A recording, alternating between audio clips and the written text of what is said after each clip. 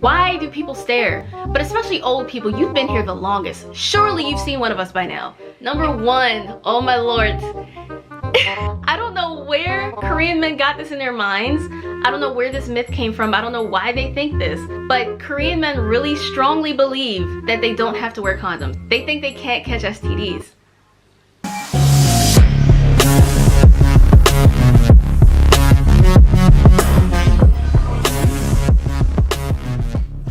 What's up idols, it's CC Lesson 3. Welcome back to my channel. For today's video, you notice there's been quite a lot of uploads lately. And the reason for that is I'm trying to push out more content than just my 1 or 2 videos a week because I'm trying to get close to that 100,000 subscriber goal, and I feel like more content is a good way to do that, to get me out there into the world. So yeah, this video is going to be 12 things that I never understood about Korea or Koreans. I've been here over 2 years and these things still don't make sense to me. I still don't understand. And yeah, like, I may or may not have chosen 12 because like Namjoon was born September 12th. Look, if you follow me, you knew what this was. Like, you knew what you were signing up for. I'm obsessed with that man. Also, a quick announcement. Last night I went on Instagram, follow me there, and also in the community section on YouTube, and I took a poll to kind of ask people if they'd be interested in seeing night tours of Seoul, like while I'm still here. It was overwhelming yes. I decided I'm gonna make that for my channel members. Tonight I'm gonna do Itaewon. So like, if you guys are interested in becoming a member and seeing these types of videos, it's 99 cents a month. You get a lot for 99 cents, let me explain. You can do different tiers. It can range from 99 cents a month to $100 a month. I'm not about that. People keep saying, oh, you know, you could raise it to like $1.99 or like $4.99, but I feel like the bare minimum is appropriate. But for this 99 cents a month, you get access to our Discord chat, you get exclusive content like these walking night tours of Seoul, you get early access to some of my videos. We do Zoom calls where we just chat and kind of talk for usually at least 2 hours. I've never had a short Zoom call. And right now I have 67,000 subscribers.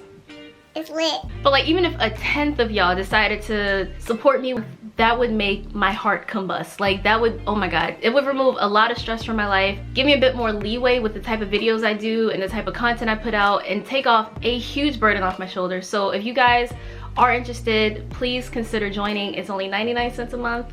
So yeah, this video is just something I literally just thought about like 20 minutes ago, and I said, you know what, let's film it. So I decided to make a video about just some things about Korea I will never understand. I did a full video about cultural differences. I'll leave that on the end screen so you guys can watch that. I did this years ago. If you haven't seen it, you can go watch that video because it's pretty funny. I think it's quite informative. This thing is going to cover everything from staring, etiquette, just public mannerisms and traits and habits and things I just don't understand about Korea. So the first thing I want to talk about is comebacks. Now, any K-pop fan knows that artists will have comebacks, and I never understood why they call it a comeback, because it's like, where did they go? Like, it'll be spring and it's a comeback even though they just released the album in winter or fall. Like, it's just that pressure that I feel like a lot of these people have to constantly produce and make and produce and make and just try to stay relevant. But like, they call them a comeback. It's like, where did they go? They're still here. Like, give them time to take a break. Oh my goodness. The next thing I want to talk about is like this fake innocent thing that they have going on here. Like, Koreans are hoes just like the rest of the world, but they have these like hunting bars, DVD bungs, love motels, but they love to put out this cutesy image like they're such prudes and such conservatives sexually, and they're not. Like, they're no different than any other country. I can promise you that. Like, even online you'll see so many like in the description box it'll say open-minded. Open mind means DTF. See, that's one thing I never understood, because when I first came here, I'm not gonna lie, I really thought Koreans were like prudes like me. Like, I thought everything was really like hush hush and you don't talk about that, and skinship, and you keep your distance. Boy and girl are just we don't talk. Even in dramas you see when they kiss, it's just like while the camera spins around them. I'm like, what? That's not how they kiss. Like, what is that? Who does that? Not Koreans. Like, what is the benefit of pretending to be this innocent, cutesy, prudish society when they're really very much not like that at all? I don't get what the point was. Like, who are they trying to fool? Okay, number 10, the next thing I want to talk about is the random English you see when you go out to eat, for example. Like, you could go to a cafe and you'll see tea in English, you'll see tea, latte, dessert, and all the options will be in Korean. Like, who is that for? I don't know who that helps. It's very misleading because you will see the most random English in the most random places. I wonder if Koreans get annoyed by that too. Like, I gotta read English today? Like, I don't know. I never understood. Even on a menu, like a restaurant menu, you'll see random items that will be printed in English and everything else is Korean. For why? Okay, number 9. What I really don't understand is, why is it so safe here? For one, prison sentences in Korea are very light. I could murder someone and be out in like 12 years or less, depending on the circumstances of it. So you would think somebody would be like, you know what, I'm mad at you now, so I'm gonna kill you, I'll be out in like 10 years. But that is not the case. Murder and crime and assault, all these robbery, all this stuff is really, really low here. It's just so safe here. Like, even when I took the poll on YouTube about, should I do these night walking tours? People are like, just make sure you're safe. I'm like, trust me, I'm not worried about that. Not in Korea. To counter that, in America, they have some of the toughest sentences. Like, if I murder you, I'm going away for life. That's usually how it goes. But yet it still happens so often. Like, you would think, in correlation, if there's weaker sentences and weaker punishment, there would be more crime. But there's light punishment and light crime. I never understood that. I'm amazed by it. Like, I wish America would take notes. Like, even petty stuff. Bria at her birthday party 3 years ago, lost her phone and someone returned it to her. I've lost my card on the bus and somebody gave it back to me. Like, it would be so easy to just take stuff. Like, there's such an honor code here, like an honor society, I guess. But like, if things go missing, if things get misplaced, you will likely find it. And that is amazing to me. I don't get it, but I love it. Okay, number 8. Koreans never say excuse me. And I remember before I first came to Korea, I wanted to make sure I wasn't offensive to anybody. I wanted to be super polite and be like a really good foreigner. So like, I learned how to say 실례합니다, which the only other time I've ever actually heard a Korean person say 실례합니다 was in Monster X, was that Trespass?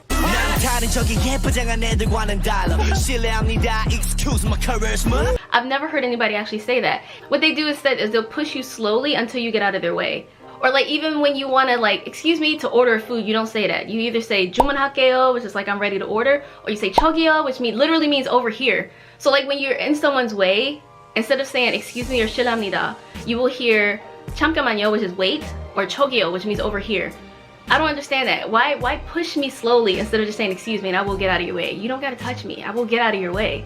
Speaking of getting out of the way, number 7, sidewalk etiquette. Oh my god, I will never understand this. Like, if I'm walking and you're coming and we're in the same direction, for me as an American, it's quite natural for us to just slightly adjust course and make sure there's plenty of room before we walk by each other. In Korea, they will not do that. It is a game of chicken. You will be going head to head until me usually diverts out of the way.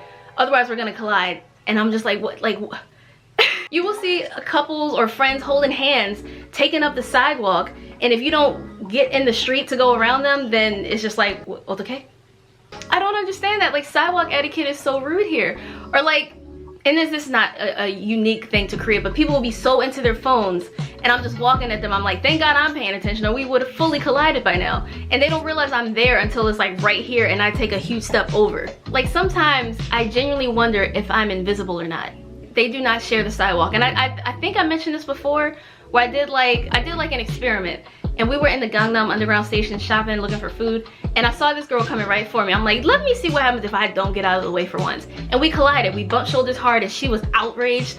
She was really mad at me, but I'm like, that amazes me. Like, I will never understand that. Like, you see us coming, and then you gotta turn into fucking Neo from the Matrix and like dodge slowly, or you're gonna collide. Step a little bit out of the way. Like, it's polite. I don't get it. And then if I don't do it though, then I'm rude. Funny how that works. If any of this at all sounds familiar to y'all, please let me know in the comments, because I kind of feel like I'm crazy, but even though me and my friends kind of talk about the same things. But let me know if y'all can relate to some of these things as well. Number 6, if you guys ride the bus, I prefer to ride the bus because on the subway, it's just darkness, everybody's in their phones. It's depressing. I don't like to be on the subway. I prefer to be on the bus because I can see the city, I can look out the window. I prefer that. I usually like to have my window cracked as long as it's not like hot out and the AC is not on, especially during COVID, because you want air circulating and stuff. So I would literally, it is so common for the person behind you to reach in front of you and close your window. The polite thing to do would be, excuse me, can you crack your window? Can you close it a little bit? Can you do mind closing your window? They do not ask. They will reach in front of you, claw their hand. That's like being on the plane and somebody reaches behind you and closes your window. Like, who does that? And that's actually why I prefer to sit in the back of the bus. For one, I like to keep the front seats open for the elderly and people who need to sit down immediately. And when I'm on the bus, I'm usually on it for quite a long time. But when I'm in the back, I can film without people being like, the fuck is she filming for? I can also be in the back with my window open and not worry about somebody behind me trying to be like, oh, can you close it? I hate that so much. Like, that is so rude to me. Speaking of rude, number 5, I complain about this the most on my channel. All the time I'm talking about this. Why do people stare? I would totally understand if this was like the 70s or the 60s and you've never seen a foreigner, but especially old people, you've been here the longest. Surely you've seen one of us by now. And when you see how popular Western media is here, like, you can't go anywhere without seeing Iron Man or Black Panther or Elsa. Foreign movies are very popular here. You would think they've seen us, especially in Seoul. There's a lot of military, a lot of foreign teachers, a lot of people on business trips, a lot of vacations. They've seen us. Why do you still have to stare every time? And that's another reason why I don't like the subway, because that's where the Ajumas and Ajishis always stare. But on the bus, people for the most part are facing forward. But you do have those people who will go out of their way to break their back and look at you, and I'm just like, really? Or like at the bus stop, they will, I literally had to, like, I was standing like in front of the bus stop and just kind of minding my business, looking to see how much further my bus was. And this dude, he makes it a point to come close and just stare at me, and I'm just like, really? So then I go around and he comes back around and gets in front of me and stands again. I looked at him and he just bowed and stayed there, and I'm just like, what the fuck are you looking at? Like, what? It would be totally different for me if, like, it wasn't considered rude to them, but if you stare back at a Korean, they will either like and then look away. So clearly you're uncomfortable with it too. So why do you think it's okay to look at us? I wouldn't mind if it was kids, but I think kids are better adapted. Like, they probably have foreign teachers or they watch movies and they see us, so they don't freak out every time they see one of us in real life. Number 4, I hate this. There's so many tiny, narrow, one street or one lane roads full of shoppers and people just walking. Why do cars feel it necessary to be back there too? And I get traffic is annoying, but going like 2 miles an hour to try to navigate around people is no better than being stuck in traffic going 2 miles an hour. I hate that. Or like, literally cars will drive on the sidewalks, park on the sidewalks. You gotta test your reflexes and agility to not get run over by these delivery scooters all the time. Pedal, it's everywhere. You hear bang, bang, bang, and they're everywhere. Like, 1 minute they're in the street, then the lights turn red, so they just hop on the sidewalk. And I try not to suddenly change my course because I will get run over. It's a miracle I haven't been run over yet. But I'll just try to keep course and hope they go around me or like move slowly out of the way. We have nowhere to just walk to be safe. Like, that drives me crazy. And then like when they park on the sidewalk, it takes them forever to figure out how to like park and get back in the street. I'm just watching them like, how long is this gonna take? Blocking the whole sidewalk. Okay, number 3, if you don't have a Korean phone number, you might as well not exist. You can't do nothing without a Korean phone number. And obviously things like ordering food, that makes all the sense, yeah. But you can't do banking, like you can't do online banking. You can't, even when you try to watch like YouTube videos, if there's like the age restriction 19 plus, on the most random videos, by the way, you have to, I'm a 28-year-old adult. I have to prove to you that I'm over 19. I've always had a Wi-Fi egg. I never got a SIM card for my phone because it's always been locked. And I never planned to stay in Korea as long as I have been. So I was like, I don't need to buy a whole new phone. I'm not gonna be here that long. So I've always just had a Wi-Fi egg. It was only like $9 a month. But yeah, if you don't have a phone, you can't do nothing. You can't order anything online. You can't confirm that you're over the legal age to watch certain videos online. You can't do nothing. Even right now with COVID, everywhere you go, there's temperature checks. And if you have a phone number, you can use a QR code and just scan your phone so that if there's an outbreak, they know, hey, we gotta let this person know to go get tested. You can't do that here without a phone number. You have to manually sign in everything. You can't do nothing without a phone number here. It's so frustrating. I always have to be like, Rhea, can I use your phone number? She'd be like, look, bitch. Okay, number 2 is the work culture here. Koreans desperately need more holidays. I strongly believe that. When I'm out, I literally see kids like hop off a school bus at like 9:30 p.m. I will never make my kids study that well into the night. That's not gonna happen. And as far as holidays go, like, Koreans need more holidays. Like, a lot of people ask why I don't want to live in Korea anymore. I don't regret it at all. Like, that's why whenever people tell me they want to come, I'm like, I literally say do it. I don't say, well, you might want to think. No, do it. If you want to come here, do it, because it changed my life for like the better. I'm not this timid, shy, reluctant, hesitant, sensitive person I used to be. Like, I'm more reliant on myself. I'm more confident in myself. I highly recommend you to come here. But just be like, I like to tell y'all the good and the bad. I don't want you to come here expecting a utopia. I don't want you to come here expecting hell. So I try to keep it 100. I try to tell you the good and the bad. One of the bad is the work culture here. You're expected to do so much all the time. Like, for example, I keep saying my friend Bria. Y'all know Bria by now. I'm with her all the time. Bria has been working in Korea for like 3 years now. She has like very rarely ever taken a sick day. Last week she was having like really bad stomach issues, and she felt guilty about telling her boss that, hey, is it possible not to take the day off, but she's like, is it okay if I come in late and leave a little bit early? And she wasn't missing any class or anything. Like, it wasn't gonna affect her performance that day. She just wanted a little more time to get ready and a little more time to sleep when she comes back home early. And she felt guilty about that. I don't know where y'all are from, but in the States, if you're sick, that's a valid reason to not have to go to work or not feel bad. Like, you can't make yourself feel 100 all the time. I worked in Korea for 2 years. I took 1 sick day, and that's because I had tonsillitis. That is contagious. I did not want to get my kids sick. But when I told my mentor teacher what happened, like, I took a trip to Manado. It's the southernmost point of South Korea. It's beautiful, tiny little island. It's really pretty. She gave me this list of things she recommended I do, and that was on it. I was like, Manado, I think I heard about that on Running Man. When I told her I was sick, she said that I play too hard and I should be more responsible.